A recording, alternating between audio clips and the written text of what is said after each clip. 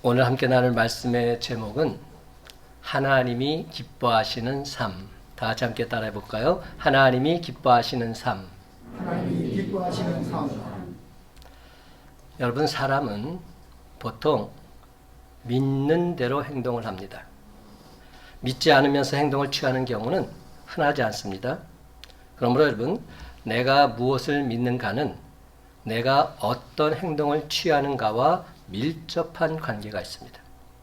따라서 내가 무엇을 하느냐는 내가 무엇을 믿느냐와 같다고 말할 수 있습니다. 이는 우리의 신앙생활도 마찬가지입니다. 신앙생활을 한다는 것은 내가 믿는 대로 사는 삶을 말합니다. 그러므로 믿는 것과 행동하는 것이 각각 따로 논다면 그것을 가지고 우리는 신앙생활을 하고 있다 이렇게 말할 수는 없는 것입니다.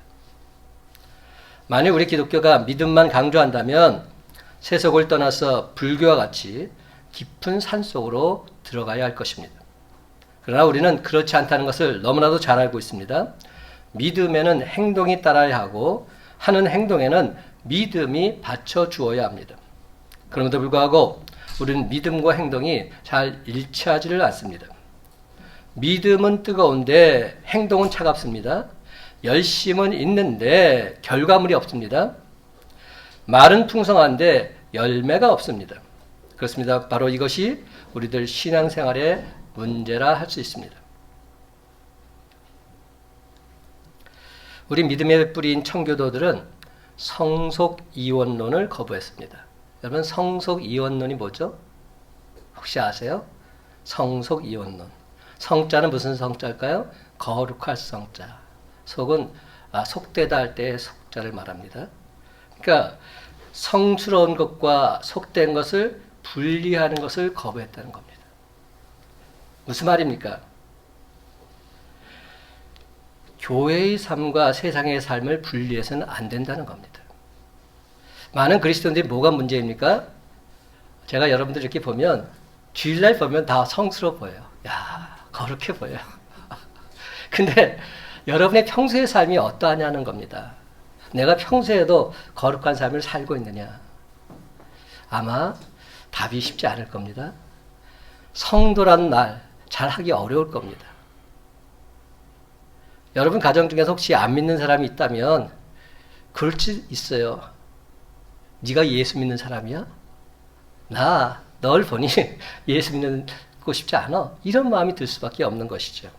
그러니까 성속이 구분되어져서는 안 된다는 겁니다. 교회와는 거룩한데 세상에 나가서는 멋대로 사는 삶, 이것은 구원받은 하나님의 자녀가 살아야 할 삶이 아니다 단언하고 있습니다. 말씀을 받았다면 그 말씀대로 살아야 하는 겁니다. 그것이 진정한 신자의 모습입니다. 삶 자체가 예배다라고 했습니다. 교회에서 예배드리는 일도 거룩하지만 양을 지키고 농사를 지으면서 장사하는 일도 거룩하다고 했습니다. 심지어 청교도들은 직업을 뭐라고 불렀냐? 소명이라고 불렀습니다. vocation. 하나님께서 주신 그 직업이 내게 준 직업이라는 겁니다. 이것이 하나님께서 내게 준 직업이라 생각했을 때 어떻게 우리 삶이 그렇게 엉망진창이 될 수 있겠습니까? 그래서 그들은 예배를 드리는 마음으로 일을 했습니다. 예배를 드리는 마음으로 장사를 했습니다. 예배를 드리는 마음으로 가르쳤습니다. 예배를 드리는 마음으로 사회 모든 활동을 했습니다. 그랬더니 가정이 변했습니다. 그랬더니 일터가 변했습니다. 그랬더니 사회 전체가 변하는 놀라운 일이 일어나게 된 것입니다. 정직과 신용과 윤리가 뿌리를 내리니까 상고음이 번창했고 경제가 부흥했으며 사회가 안정될 수 있었던 것입니다. 로마서 5장을 보면 사도 바울은 예수 믿는 사람들은 즐겁게 살아가는 존재, 즉 행복한 존재라 말하고 있습니다. 진짜로 예수 믿는 사람들은, 다시 말해서 하나님과 올바른 관계에 들어간 사람들은 행복할 수밖에 없는 존재라는 겁니다. 그래서 내가 예수 믿고 구원받아서 천국의 기쁨과 감격을 맛보았다면 그 천국의 기쁨이 지금 내 안에 역사하고 있기에 슬픔 많은 이 세상도 항상 기뻐할 수밖에 없는 세상으로, 즐겁게 살아갈 수밖에 없는 세상으로 변하게 된다는 것입니다. 찬송가 438장은 그래서 이렇게 노래합니다. 내 영혼이 은총 입어 중한 죄 짐 벗고 보니 슬픔 많은 이 세상도 천국으로 화하도다. 함께 찬양할까요? 할렐루야 찬양하세. 내 모든 죄 사함받고 주 예수와 동행하니 그 어디나 하늘나라.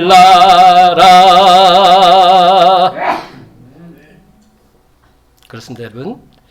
내 영혼이 은총을 입어서 중한 죄짐을 벗고 보니 슬픔 많은 이 세상도 천국이 된 줄 믿으시기 바랍니다. 주님과 동행하면 그 어디나 하늘나라 천국인 줄 믿으시기 바랍니다. 그렇습니다. 예수 믿으면 진정 주님 안에서 기쁨이 넘쳐나게 되어 있습니다. 구원받았는데도, 예수 믿고 구원받았는데도 여전히 내 삶 속에 기쁨이 없다면 그것이 바로 기적인 겁니다.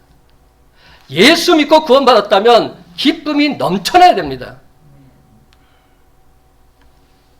진짜로 예수를 믿는다면 내 마음속에 늘 기쁨이 충만하게 되어 있습니다.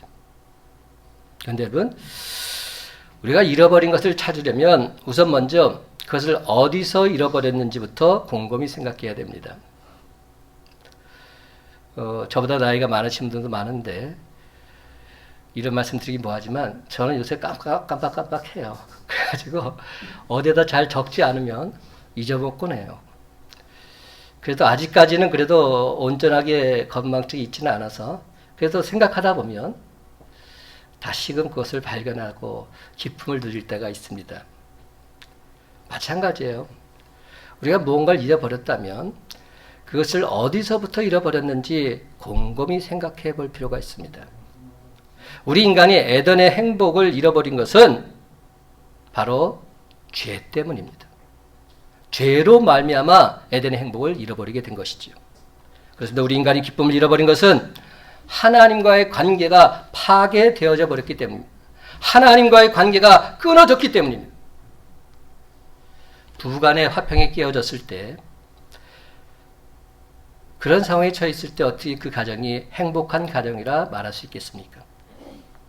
그래서 오늘 본문 1절은 이렇게 시작하고 있습니다. 그러므로 우리가 믿음으로 말미암아 의롭다 하심을 받았으니 우리 주 예수 그리스도로 말미암아 하나님과 화평을 누리자. 사랑하는 성도 여러분, 여기에서 중요한 두 단어가 나옵니다. 예수 그리스도로 말미암아, 그리고 또 하나는 단어는 하나님과. 이 두 단어가 대단히 중요한 의미를 지니고 있습니다. 우리가 누리는 화평, 평화, 행복이라고 하는 것은 예수 그리스도로 말미암아 우리에게 주어진 것인 줄 믿으시기 바랍니다. 그리고 하나님과 함께 누리는 행복이 진짜 행복인 줄 믿으시기 바랍니다. 이를 역으로 말하면 이 세상에서 누리는 참된 화평, 참된 행복은 있을 수 없다는 말입니다. 그렇다면 여러분, 참된 행복은 도대체 무엇일까요? 심리학자 에릭 프롬은 소유냐 존재라는 질문 앞에서 인간의 행복이 소유에 있는 것이 아니라 존재에 있다 말한 바 있습니다. 우리가 예수 믿고 누리는 복이라고 하는 것은 have 동사, 전에도 한번 말씀드린 것 같아요. 가지는 것이 아닙니다. 누군가 나에게 소포로 보내줄 수 있는 것이 아닌 것입니다. 행복의 열매가 있어서 내가 따먹는 것이 아니라는 말입니다. 복은 받는 것이라기보다는 신구약 성경을 면밀히 살펴보면 복이 있는 것이다 이렇게 말합니다. 여러분, 우리가 새해 많이 복 받으세요 이렇게 말들 하죠. 근데 성경을 보면 그런 말이 없어요. 어떤 말이 있냐면 대신 복이 있다 이렇게 말합니다. 한번 예를 들어볼까요? 시편 1편 1절은 어떻게 시작되는지 아십니까?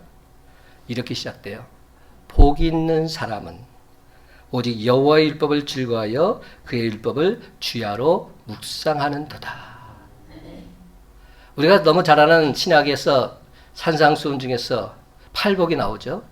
팔복을 다 읽어보십시오. 그 중에 하나만 제가 소개해 볼까요? 마태복음 5장 10절.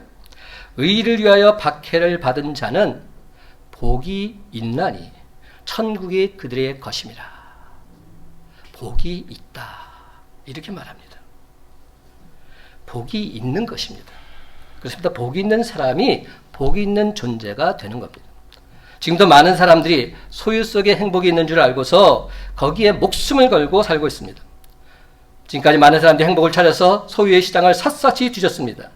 정치 시장에서 권력을 얻어보았지만 그 권력이 우리에게 행복하게 해줄 수 없었습니다.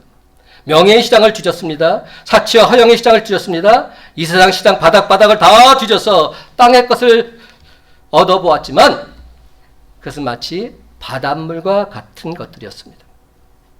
목마른 사람이 바닷물을 마시면 마실수록 더더욱 깊은 갈증을 느낄 수밖에 없듯이 그것은 많이 가지면 가질수록 우리 인생을 더 허무하게 만들었으며 더더욱 목마르게 만들어갈 뿐이었습니다. 그렇습니다. 세상 사람들은 무수한 세월 동안 거짓된 행복에 너무나 많이 속고 살아왔습니다.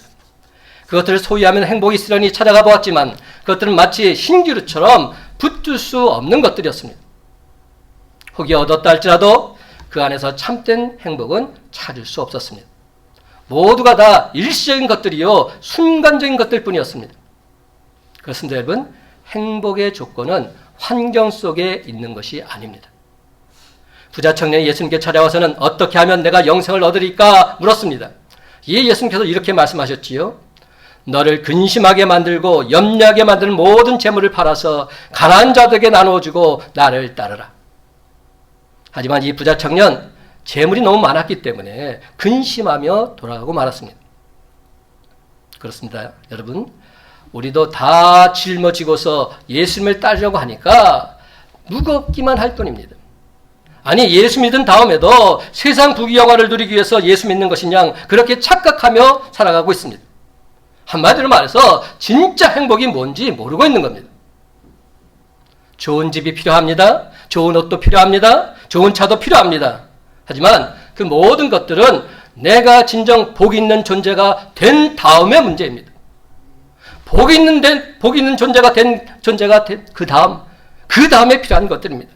성경 뭐라고 말합니까? 너희는 먼저 그의 나라와 그의 의를 구하라. 그리하면 이 모든 것을 너에게 더하여 주시라 말씀하셨습니다. 먼저 해야 될 일이 무엇입니까? 하나님의 나라와 하나님의 의를 구하는 삶인 것이죠.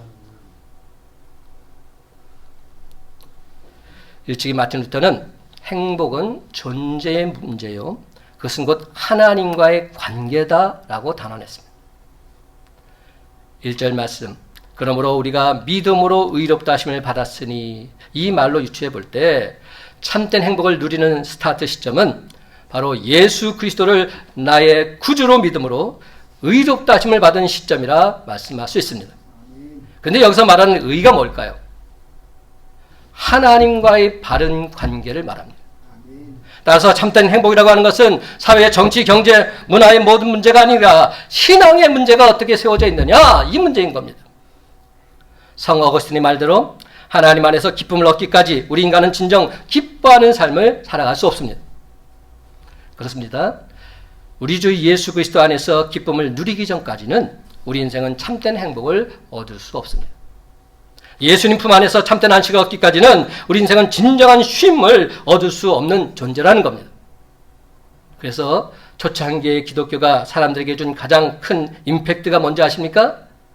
나는 예수 믿고 기쁘다. 나는 예수 믿고 즐겁다. 나는 예수 믿고 행복하다. 바로 이것이었습니다. 예수 믿었더니 기쁘다는 겁니다. 예수 믿었더니 행복하다는 겁니다.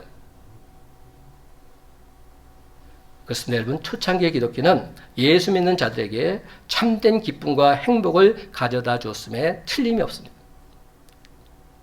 그렇습니다. 초대교회 성도들의 특징은 바로 하나님이 주시는 기쁨과 행복에 있었습니다. 그러므로 사랑하는 성도 여러분, 오늘 이 시간 하나님께서 주시는 기쁨과 행복이 무엇인지 온전히 발견하고 주님 안에서 그 기쁨과 행복을 누리며 살아가는 저와 여러분의 삶이 다 되시기를 예수님의 이름으로 간절히 축원합니다. 첫째로 하나님이 기뻐하시는 삶은 소유하는 삶이 아니라 존재하는 삶입니다. to have가 아니라 to be라는 겁니다. 소유하는 삶이 아닌 존재하는 삶. 여러분, 소유하는 삶, 즉 to have의 인생이 헛되다는 것을 알 수 있는 대표적인 인물이 성경에 나옵니다. 그 대표적인 인물이 누굽니까? 바로 솔로몬 왕입니다. 솔로몬은 전도서에서 이렇게 말합니다. 헛되고 헛되며 헛되고 헛되니 모든 것이 다 헛되도다. 세상적인 부귀영화를 다 누렸던 왕, 그 왕의 입에서 나오는 말이 바로 이러한 말이었어요. 전도서를 읽다 보면 to have의 의미가 결국 행복이 아니라 헛된 것임을 알게 되는 것입니다. 예수님께서는 우리가 to have, 즉 뭔가를 소유하고자 하는 존재에서 하나님을 사랑하는 to be의 존재로 변화되길 원하고 계십니다. 그런데 하나님과 의의 관계가 맺어진 후에야 비로소 그에 따른 행동들이 자연스럽게 나올 수 있게 되는 겁니다. 여러분, 남녀가 서로 사랑하면 같이 밥도 먹을 수 있습니다. 그렇잖아요. 서로 사귀려면 우리 밥 한 끼 먹자. 이래서 좋은 레스토랑 가서 맛있는 음식 먹지 않습니까? 그러면서 서로 대화 나누고 점차 친해지는 것 아닙니까? 그런데 여러분, 밥을 같이 먹는다고 해서 남녀가 꼭 사랑하는 것은 아닙니다. 참된 행복은 to be, 즉 서로가 상대방의 입장이 될 때, 좀 더 정확히 말하자면 서로가 상대방이 될 때 온전히 경험할 수 있습니다. 저는 영문으로 된 소설을 많이 읽지는 않았지만 그 중에서 제가 읽었던 소설 중에서 가장 감명 깊게 읽었던 소설이 뭐였느냐? 에밀리 브론테의 워더링 하이츠라는 소설입니다. 저는 그 소설을 볼 때 얼마나 감동적으로 읽은지 몰라요. 워더링 하이츠가 뭐냐면 폭풍의 언덕이라는, 그 여동생은 샬럿 브론테고요. 그 여동생이 쓴 유명한 책은 제인 에어라는 소설이 있잖아요. 그 자매가 둘 다 소설가였어요. 근데 이 워더링 하이츠 폭풍의 언덕에 그 명장면이 하나 있습니다. 여주인공인 캐더린이 남주인공인 히드클리프한테 이렇게 말합니다. I am 히드클리프. 나는 히드클리프 당신입니다. 이렇게 말해요. 내가 곧 당신입니다. 이게 진짜 사랑 아닐까요? 제가 이렇게 너무 영문학적으로 얘기를 하니까 잘 감동이 없는 것 같은데 드라마를 한번 얘기해 볼게요. 드라마 중에서 파리의 연인이라고 있잖아요. 옛날 드라마.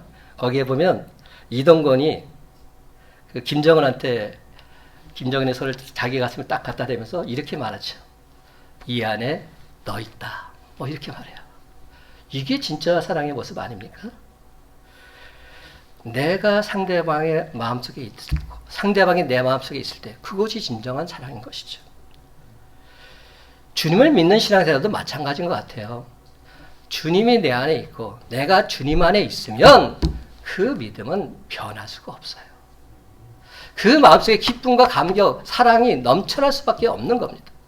내 안에 주님이 계신데 어찌 내 마음속에 분노가 끓을 수 있겠습니까?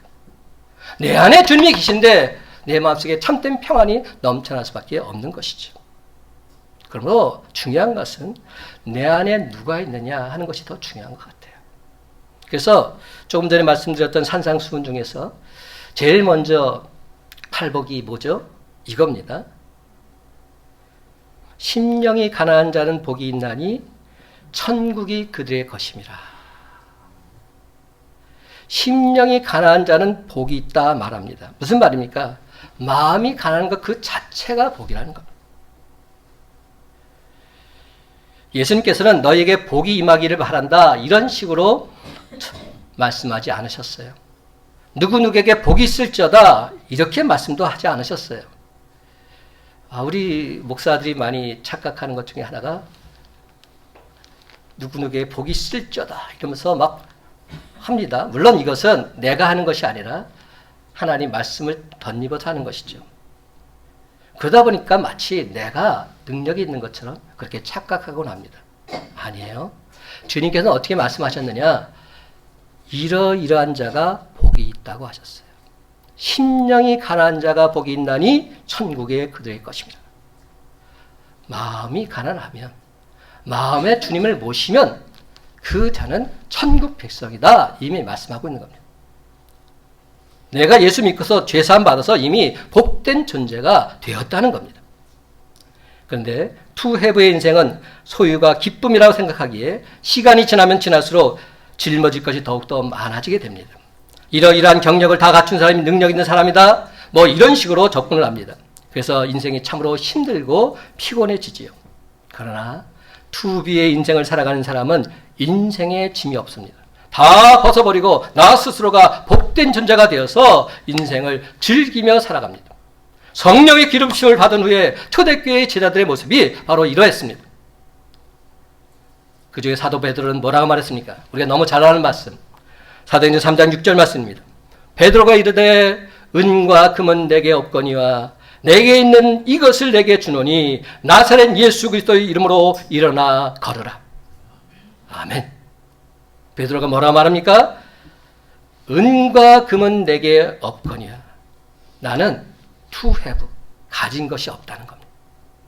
그런데 내게 있는 것이 있는데 그것이 무엇입니까? 예수 그리스도. 내 안에 예수 그리스도가 있기에 예수 그리스도 이름으로 명령한다. 일어나 걸으라. 외치고 있는 겁니다. 내 안에 주님을 모시고 있기에 사도 베드로는 담대하게 선포할 수 있었던 것입니다. 사랑하는 성도 여러분, 예수님의 수제자 베드로처럼 내가 무엇을 가지고 있기 때문이 아니라 나 같은 죄인을 사랑하사 구원하신 예수님이 늘 나와 항상 함께 하시기에 나는 기뻐할 수밖에 없노라. 바로 이것이 참된 기쁨인 줄 믿으시기 바랍니다. 사탄 마귀는 유혹을 해도 뭐 줄까 이렇게 유혹을 합니다. to have를 가지고 유혹을 해요. 사탄 마귀 그렇게 수준이 높지 않아요. 예수님은 하나님의 아들이신데, 아니 하나님이신데 예수님을 시험할 때도 기껏해야 이렇게 시험했어요. 떡 먹을래? 뛰어내릴래? 일차원적으로 유혹했어요.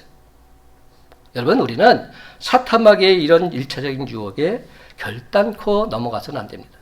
근데 참 안타깝게도 이런 유혹에 자꾸만 넘어가요. 이런 일차원적인 유혹에 넘어가서 쓰러지고 넘어지고 나죠. 사랑하는 성도 여러분, 하나님과의 영적인 교제를 온전히 회복함으로 사탄 마귀의 유혹을 단호하게 물리치고 주님 안에서 참된 행복을 누리는 저와 여러분이 다 되시기를 예수님의 이름으로 간절히 축원합니다. 두 번째로 하나님이 기뻐하시는 삶은 환난 중에도 즐거워하는 삶입니다. 함께 따라 해볼까요? 환난 중에도 즐거워하는 삶. 환난 중에도 즐거워하는 삶. 오늘 말씀의 핵심입니다. 여러분, 환난 중에도 즐거워할 수 있어야 그게 진짜 기쁨이에요. 3절과 4절 말씀 함께 읽어봅시다. 3절과 4절 다만 시작. 다만 이뿐 아니라 우리가 환난 중에도 즐거워하나니 이는 환난은 인내를, 인내는 연단을, 연단은 소망을 이루는 줄 알미로다. 아멘. 여러분, 예수를 잘못 믿는 사람들은 왜 그런지는 몰라도 다들 이렇게 생각합니다. 이 세상이 한마디로 지옥 같다는 겁니다. 빨리 자기는 천국 가고 싶다는 겁니다. 날 데려가 달라 이렇게 말합니다. 지옥 같은 이 세상에서 지옥처럼 살고 있으니까 제발 나를 천국으로 인도해 달라 이렇게 말합니다. 이게 무슨 뜻입니까? 지금 이 세상은 지옥인데 더 이상 여기서 살고 싶지 않으니까 나를 빨리 천국으로 인도해 달라 이렇게 말하고 있는 것이죠. 근데 여러분, 이 세상이 정말 지옥입니까? Absolutely no. 절대적으로 그렇지 않습니다. 예수 안에서 우리는 늘 항상 기쁘고 즐겁게 살아갈 수 있는 겁니다. 주님을 내 안에 모시고 살고 있다면 이 세상은 지옥일 수가 없습니다. 이 세상은 천국이어야 됩니다. 근데 내 마음속에 주님을 모시고 있지 못하기에 지옥 같은 삶을 살고 있는 겁니다.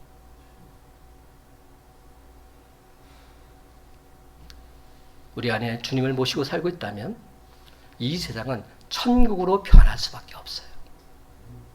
늘 항상 기쁘고 즐겁게 천국 같은 삶을 살다가 우리 생명이 다하는 날 영원한 천국에 다다르게 되는 줄 믿으시기 바랍니다. 그렇습니다. 예수 안에 있는 우리는 비록 어려운 환경에 처해 있다 할지라도 진정 행복할 수 있습니다.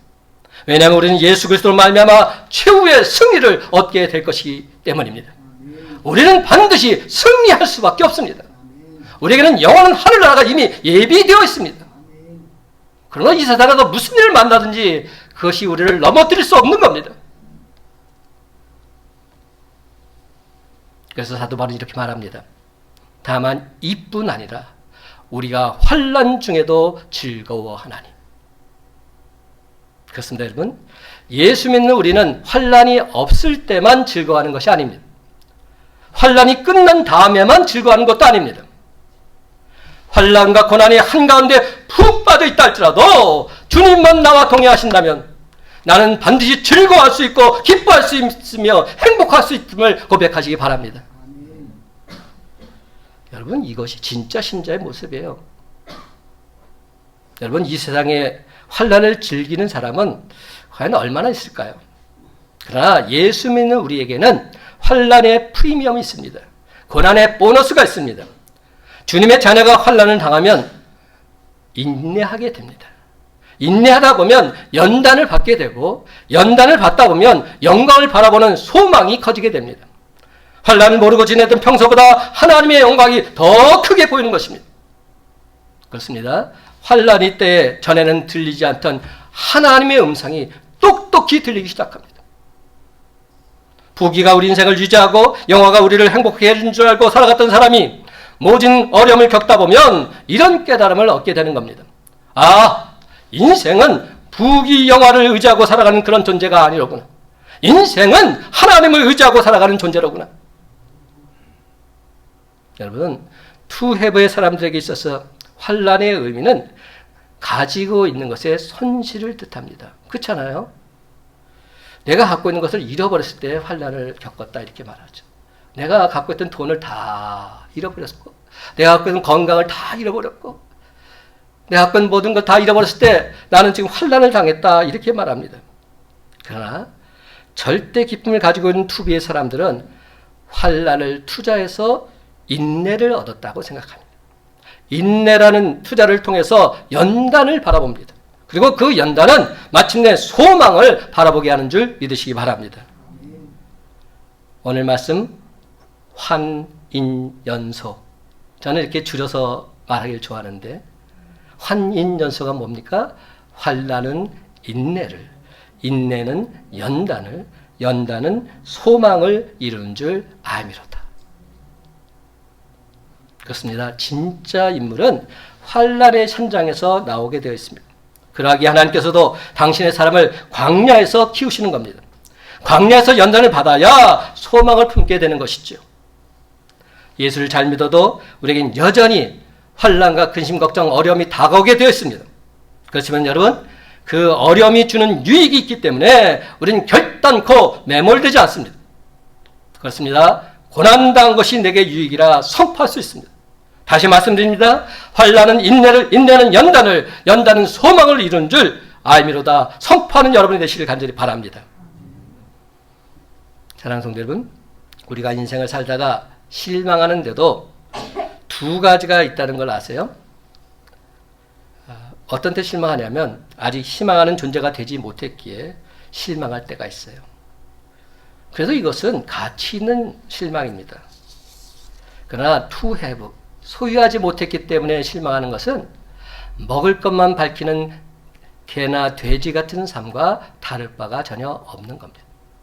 그러므로 그 어떠한 경우에도 결단코 흔들리지 마시고 주님 안에서 항상 기뻐하면서 사랑의 존재로, 희망의 존재로 소원의 향구를 향해서 힘차게 나아가시기 바랍니다. 그렇습니다, 여러분. 환난은 인내를, 인내는 연단을, 연단은 소망을 이룬 줄 믿고서 환난 중에도 하나님의 영광을 바라보면서 늘 항상 기뻐하고 즐거워하는 저와 여러분의 복된 삶이 되시기를 주님의 이름으로 간절히 축원합니다. 마지막 세 번째로 하나님이 기뻐하시는 삶은 내가 주님 안에서 참된 행복을 누리고 있다면 그 참된 행복을 전하는 삶을 살라는 겁니다. 참된 행복을 전하는 삶. 11절 말씀 다 같이 한 목소리 읽어봅시다. 11절 시작. 그뿐 아니라 이제 우리로 화목하게 하신 우리 주 예수 그리스도로 말미암아 하나님 안에서 또한 즐거워하느니라. 아멘. 먼저 1절에 화평을 누리자는 말의 원문을 좀 더 정확히 번역해 보면 화평을 즐기자 이렇게 번역할 수 있습니다. 화평을 즐기자. 그렇습니다. 우리 가운데도 하나님 말씀을 그냥 듣고 앉아있는 사람이 있는 반면에 하나님 말씀과 더불어서 아름다운 교제를 나누면서 그 말씀을 즐기며 살아가는 사람이 있습니다. 그 말씀이 삶이 되고자 애쓰고 힘쓰는 사람이 있다는 겁니다. 그래서 오늘 본문에 보면 즐거워한다는 말이 반복적으로 등장하고 있습니다. 2절 하나님의 영광을 바라고 즐거워하느니라. 3절 환난 중에도 즐거워하나니. 11절 하나님 안에서 또한 즐거워하느니라. 사랑하는 성도 여러분, 저는 목사가 된 이후에 작고 소박한 꿈이 하나 있습니다.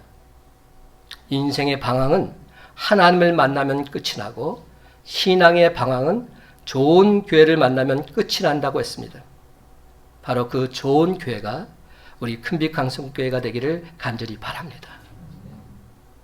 그래서 우리 교회 성도들이 주님 안에서 모두 다 기쁘고 즐겁게 살았으면 참 좋겠습니다. 진정 주 안에서 행복하게 살았으면 하는 그 마음이 부족한 중에 작은 꿈입니다.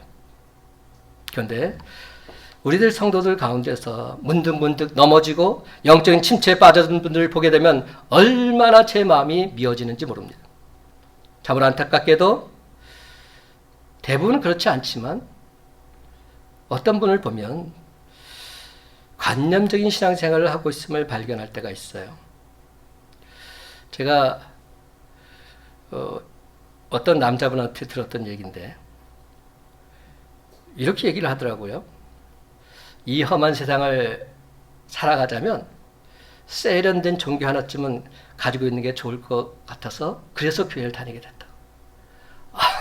그러니까 기독교를 마치 하나의 세련된 종교로 인식하고 그렇게 신앙생활을 하고 있는 겁니다. 그러면서 한마디 더 합니다. 주일날 가서 이렇게 말씀을 듣고 나면 내 마음이 참 편안해진다고. 그래서 저는 그래서 교회 가는 게 좋다고. 어찌 보면 참 좋게 될 수도 있는데 그것은 잘못된 신앙의 모습입니다. 여러분, 교회 와서 마음이 편해지려고 신앙생활을 합니까? 기독교 말고도요, 다른 종교에도 마음이 편해지는 종교 많이 있어요. 마음에 안정을 주는 종교 많이 있어요. 기독교만 평안을 주는 종교가 아닙니다. 오히려 기독교는 더 평안하지 않는 모습일 수도 있어요. 세상 사람들이 보면 왜 저렇게 교회 안에서 부르짖고 노래하고 왜 저 모양 저 꼴이냐 이렇게 말할 수도 있어요. 근데 여러분, 기독교는 세상 종교와는 다릅니다. 단지 마음의 평안을 얻기 위해서 나오는 것이 교회가 아니란 말입니다. 주일이 무슨 날입니까? 세상 사람들은 주일을 일요일이라고 말합니다. 근데 주일이 무슨 뜻입니까? 주의 일, 주의 날이 주일입니다. 주님의 날이 주일입니다. 우리 주님이 사망권세 이기시고 부활하신 바로 그 날이 주일입니다. 그러므로 그날을 우리는 거룩하게 지내야 하는 것입니다. 주님께서 사망권세 이기시고 부활하신 부활절, 그날만 주일이 아니라 날마다가 주일이 되어야 되는 것입니다. 그러므로 주거하던 저와 여러분의 심령이 주님 전에 나와서 예배를 통해서 다시금 새롭게 살아나야 되는 것입니다. 우리 생명이 주 안에서 온전히 회복되어야 하는 것입니다. 그렇습니다. 진정 사느냐 죽느냐의 문제가 바로 주님 전에 나와서 달려있는 것이죠. 그렇기 때문에 우리가 이 예배를 소홀히 해서는 안 해야 됩니다. 목숨 걸고 지켜야 됩니다. 이 예배의 자리 사수해야 됩니다. 사랑하는 성도 여러분, 우리 그리스도인들은 영원한 하늘나라, 즉 저 천국을 소망하는 자들입니다. 이를 분명히 알기에 고난 가운데서도 행복할 수 있는 사람들입니다. 환난 가운데도 기뻐하며 즐거워할 수 있는 사람들입니다. 그러므로 하나님께 예배드릴 때 진정 구원의 기쁨과 감격을 다시금 온전히 회복하시기 바랍니다. 날 사랑하신 주님의 사랑과 은혜를 만끽하며 사시기 바랍니다. 저는 새벽 기도 마치고 나서 항상 헬스장에 와서 운동을 한 2시간 정도 해요. 굉장히 많이 하는 거죠. 월요일부터 토요일까지 계속 운동을 합니다. 그래서 다른 목사들이 저한테 붙인 별명이 뭐라고 그랬죠? 운동권 목사다. 이렇게 붙였어요. 근데 운동하는 것이 참 좋아요. 처음에는 몸이 아파서 운동을 시작했는데 지금은 운동하지 않으면 하루가 굉장히 찝찝합니다. 그래서 나중에라도 운동을 하게 돼 있어요. 근데 운동을 할 때 제가 가장 좋아하는 시간이 언제냐? 헬스장 가서 그 러닝머신을 걸으면서 그 화면을 볼 때입니다. 주로 뭐가 깔려 있다고요? 영화가 깔려 있어요. 저는 요새 여러분들이 보지 못한 최신 영화 다 봤어요. 다 봤어요. 뭐 넷플릭스에 나오는 것까지 다 봤어요. 그런데 보다 보니까 항상 볼 게 없어서 하나를 봤는데 문폴이라는 영화를 봤어요. 문폴이 뭔지 아세요? 고개 끄덕하신 분들은 본 것 같아요. 그 달이 떨어진다는 거 아닙니까? 우주 비행 관련된 그런 영화예요. 근데 그 영화를 보면서 처음에는 안 보려고 했어요. 왜냐면 그 뻔하잖아요. 그 뭐 우주 비행하면서 뭐 있었던 일들 뻔해서 이거 괜히 시간 낭비다 안 보려고 했는데 보기 시작했는데 얼마나 빨려 들어간지 몰라요. 전혀 지루하지 않고 너무나 스릴 있고 재미있는 그러한 시간을 경험하게 됐어요. 우주선이 나오는데 우주선은 발사 각도가 참 중요해요. 발사 각도가 수백만 분의 1도만 차이가 나도 엉뚱한 데로 갈 수밖에 없는 겁니다. 이처럼 하나님의 뜻을 벗어난 신앙생활은 자꾸만 엉뚱한 방향으로 나아가게 됩니다. 처음에는 약간 벗어난 것 같은데 나중에 도착하는 지점은 영 딴판입니다. 아예 하나님과 거리가 멀어져 있는 거예요. 아예 하나님을 만날 수조차 없게 되는 겁니다. 그렇게 되면 어떻게 됩니까? 결국 하나님의 뜻을 행하지 않은 불법을 행한 자가 됩니다. 우리 주님으로부터 온전히 버림받는 존재가 되고 마는 것입니다. 산상수훈에서 예수님께서 이렇게 말씀하셨어요. 마태복음 7장 23절 그때 내가 그들에게 밝히 말하되 내가 너희를 도무지 알지 못하니 불법을 행하는 자들아 내게서 떠나가라. 이게 누구한테 말한 건지 아세요? 서기관과 바리새인들에게 한 말이에요. 요즘은 말하자면 예수 믿는 사람들을 향해서 말한 거예요. 저와 여러분을 향해서 말한 겁니다. 불법을 행하는 자들아 나는 도무지 알지 너를 못한다. 내게서 떠나가라. 지금 우리에게 하시는 말씀인 거예요. 하나님의 뜻대로 살지 않는다면 결국은 하나님으로부터 버림받게 된다는 겁니다. 그러므로 늘 항상 하나님의 뜻에 비춰보고 내가 지금 올바른 길을 가고 있는지 나 스스로를 수시로 점검해 보시기 바랍니다. 그런데 여러분, 내가 그렇게 하겠노라 결심했다고 해서 어디 그게 제대로 잘 되던가요? 잘 안 됩니다.